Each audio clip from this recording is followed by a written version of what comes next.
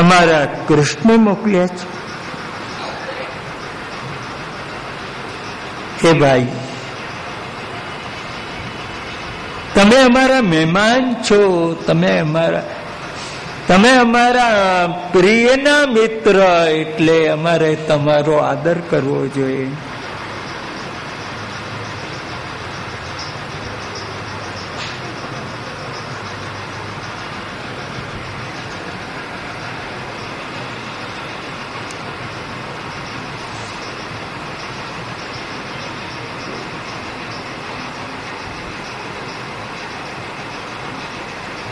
શું ઉદ્ધવ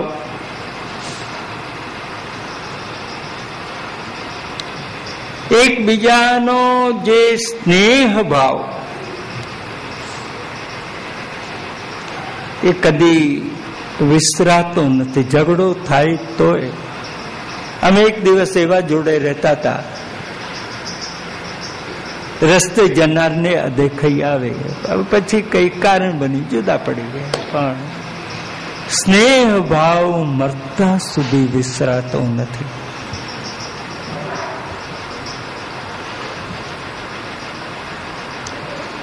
શું તમે અમને ભગવાન પાસે લઈ જવા આવ્યા? પાછા ભગવાને તમને મોકલ્યા. હે સૌમ્ય, એ બુદ્ધિશાળી, હે ઉદ્ધવ,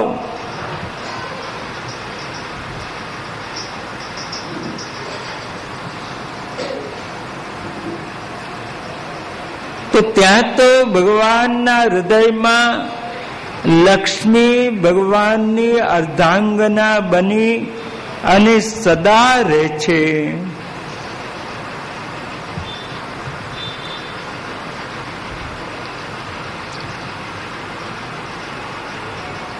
ત્યાં અમને લઈ જઈને શું કરશો?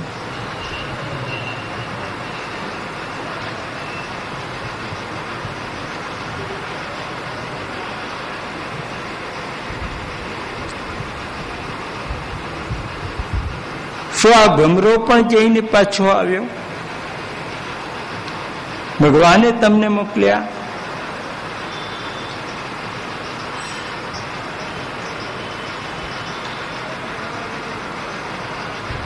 અમે પ્રભુ માટે સાધના હેમંતમાં શરૂ કરી. કાત્યાયનનું વ્રત હેમંતમાં અમે કરેલું.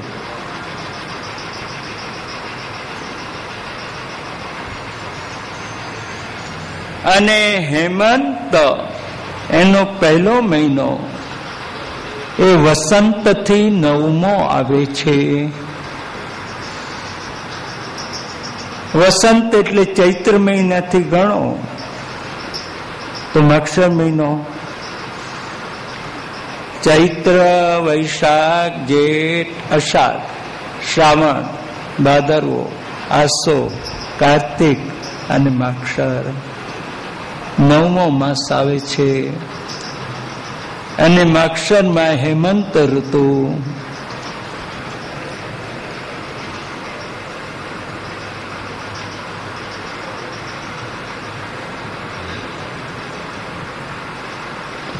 એ 9મો ગણાય.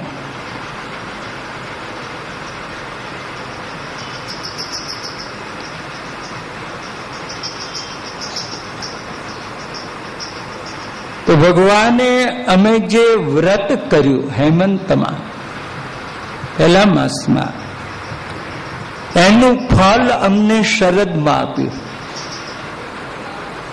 સાધના અમે હેમંત ઋતુમાં કરી, વ્રત હેમંતમાં કર્યું, અને એનું ફળ શરદ ઋતુમાં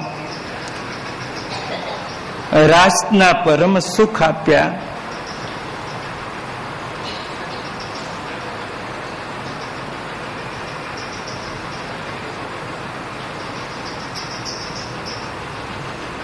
તો શરદમાં ભગવાનને ફળ આપવાનું હોય તો બોલાવવા મોકલે. તે દિવસે તો વેણુનાદે બોલાવ્યા હતા, આજે તમને બોલાવવા મોકલ્યા છે.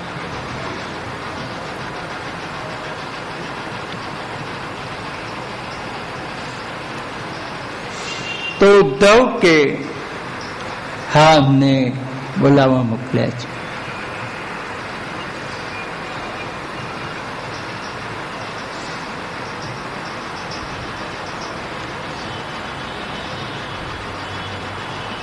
તો ઘણીવાર જે કામ સાધનાથી સિદ્ધ ન થાય એ દેવોના વરદાનથી સિદ્ધ થઈ જાય છે.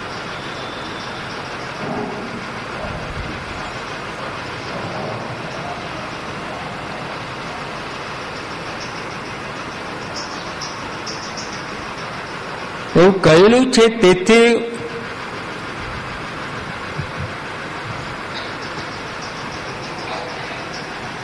ઉદ્ધવને વરદાન આપો કે અમે તારી જોડે આવીશું. બ્રહ્મને વરદાન આપો કે અમે તારી જોડે આવીશું.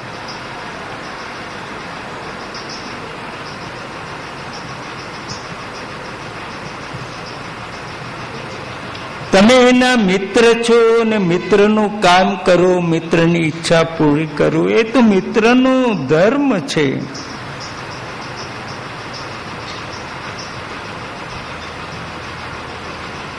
ગોપીજનો કે અમે તમારી વાત માની શકીએ એમ નથી, અમે તમને કાંઈ આપી શકીએ એમ પણ નથી, અમારી કને એવું કાંઈ આપવાનું રહ્યું પણ નથી.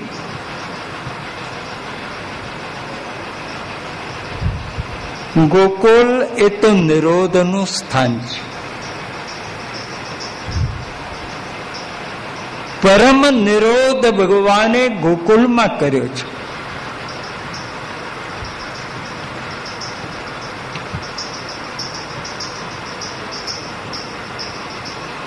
શક્તિ અને શક્તિમાન બે અલગ નહીં, બે એક જ. આપણે ને આપણું જ્ઞાન બે જુદા કે? આપણું જ્ઞાન આપણામાં જ રહ્યું. આપણે ને આપણું બલ બે જુદા કે એક? આપણું બલ આપણામાં જ રહ્યું. એટલે શક્તિ અને શક્તિમાન એ બેમાં ભેદ નહીં. એમ ગોપીઓ એ તો ભગવાનની શક્તિઓ છે.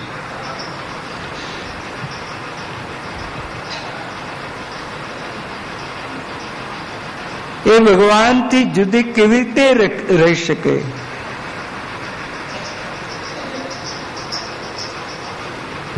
તેથી તો લક્ષ્મી સદા ભગવાનની શક્તિ હોવાથી પ્રભુના સ્વરૂપમાં જ નિવાસ કરીને રહે છે.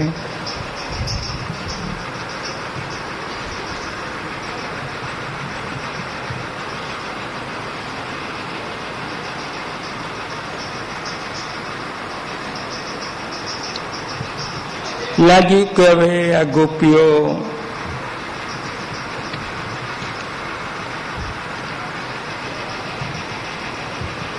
ત્યાં આવશે કે કેમ નહીં આવે. તો ઉદ્ધવ કે અરે ગોપીજનો, ભગવાન પાસે હમણાં તો કોઈ શક્તિ રહેતી નથી. હા, અરે ઉદ્ધવ હોતું હશે,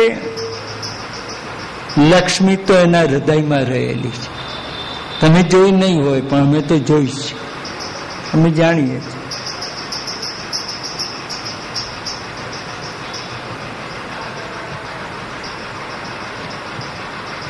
ઉદ્ધવને સંબોધન કે ભાઈ તો આવી ભૂલમાં ના રહેતો. હા,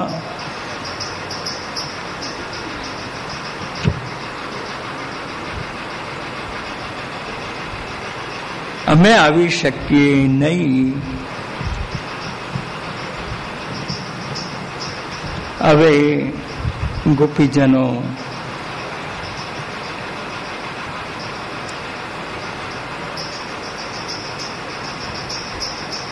એવું માને છે, હું તમને સારી રીતે સુખથી લઈ જઈશ ત્યાં કૃષ્ણની પાસે.